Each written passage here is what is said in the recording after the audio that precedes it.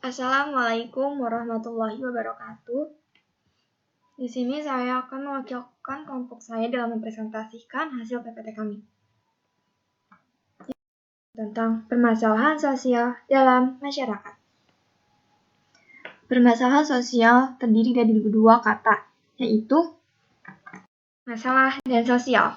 Masalah merupakan kondisi, situasi, atau perilaku yang tidak diinginkan, bertentangan, aneh, tidak benar, dan sulit. Sedangkan sosial yaitu masyarakat. Pengertian masalah sosial. Masalah sosial adalah ketidaksesuaian antara unsur-unsur kebudayaan atau masyarakat yang membahayakan kehidupan kelompok sosial. Masalah sosial muncul akibat terjadinya perbedaan yang mencolok antara nilai dalam masyarakat dengan realita yang ada.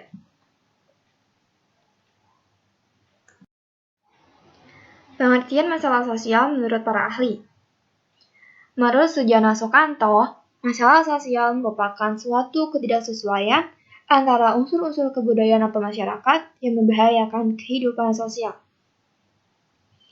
Menurut Martin Weinberg, masalah sosial merupakan situasi yang dinyatakan sebagai keadaan yang bertentangan dengan nilai-nilai oleh warga masyarakat yang cukup penting, di mana masyarakat sepakat melakukan suatu tindakan guna mengubah situasi tersebut.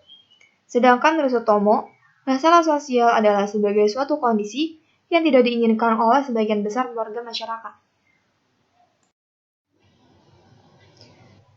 Nah, ini penyebab faktor masalah sosial. Ada faktor ekonomi, misalnya seperti kemiskinan, kriminalitas, kesenjangan sosial, dan pengangguran. Faktor budaya, yaitu seperti kenakalan remaja, perceraian, masalah sampah. Faktor biologi, obat penyakit menular, virus penyakit baru yaitu seperti HIV, AIDS, COVID-19 yang saat ini sedang terjadi, dan makanan beracun, gizi buruk. Faktor psikologis, misalnya adanya aliran sesat, gerakan separatis anti pemerintah, penyimpangan seksual, dan adanya LGBT.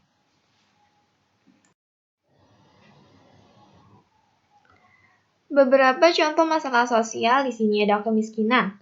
Kemiskinan adalah keadaan di mana terjadinya ketidakmampuan untuk memenuhi kebutuhan dasar seperti makanan, pakaian, tempat tinggal, pendidikan, dan kesehatan. Kedua, ada kenakalan remaja. Kenakalan remaja adalah pelampiasan masalah yang dihadapi oleh kalangan remaja yang tindakannya menyimpang. Kenakalan remaja terwujud dari konflik yang tidak terselesaikan dengan baik pada saat remaja. Nah, misalnya seperti tawuran ya yang sering booming di kalangan remaja. Tawuran antara satu sekolah dengan sekolah lainnya. Yang ketiga adanya kriminalitas, yaitu adalah semua bentuk ucapan, perbuatan, dan tingkah laku yang secara ekonomi, politik, dan sosial psikologi sangat merugikan masyarakat. Melanggar norma-norma masyarakat, baik yang tercangkup maupun yang belum dalam undang-undang pidana.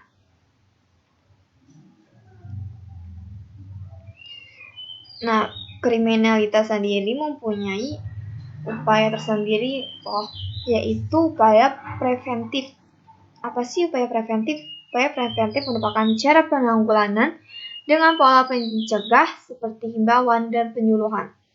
Kedua, ada upaya represif, yaitu cara penanggulangan dengan pola keras seperti penangkapan dan pemenjaraan sampai dengan penembakan dan pembunuhan. Nah, contoh yang termasuk kriminalitas apa aja sih? Seperti adanya tindakan pembunuhan, pencurian, pemerkosaan, premanisme, korupsi, mengedarkan obat-obat terlarang atau narkoba, menjual minuman keras, perdagangan manusia, menjual minuman keras, dan lain sebagainya.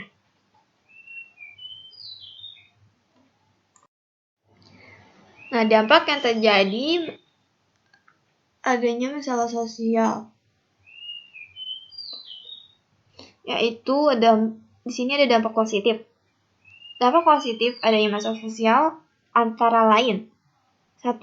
Potensi munculnya nilai dan norma baru. 2. Adanya diferensi struktural. 3. Meningkatnya penguasaan ilmu pengetahuan dan teknologi. 4. Berkembangnya industrialisasi. 5. Kesadaran politik semakin tinggi. Nah, dampak negatifnya yaitu 1. Meningkatkan tingkat kriminalitas. 2. Adanya kesenjangan antara orang kaya dan orang miskin. 3. Adanya perpecahan kelompok. 4. Meningkatkan pengangguran. 5. Banyak terjadinya bencana akibat kerusakan lingkungan. Nah, upaya atau penanganan yang terjadi di masalah sosial yaitu dengan peran golongan tertentu. Bagi seorang pengusaha, dengan memberikan bantuan modal pada anak muda, misalnya yang ingin mengelola atau menyediakan fasilitas belajar bagi mereka. Kedua, ada peran golongan untuk tokoh agama. Tentunya banyak melakukan penyuluhan dan nasihat-nasihat yang mengena di hati orang-orang agar mudah diterima. Ketiga, ada peran golongan untuk lembaga sosial, misalnya organisasi. Sebaiknya banyak melakukan penelitian tentang keadaan sosial di daerahnya dan kemudian menerapkan pencegahannya dengan melibatkan banyak orang dan lain sebagainya. Peran pemerintah, yaitu diantaranya yang dapat dilakukan pemerintah adalah dengan lembaga khusus menangani masalah-masalah tertentu, misalnya penyuluhan anti narkoba, pelatihan ketenagakerjaan, dan lain sebagainya. Selain itu, menciptakan aturan-aturan yang tegas pada semua usaha yang dilakukan oleh pemerintah juga menjadi senjata ampuh dalam menjaga kelangsungan program tersebut.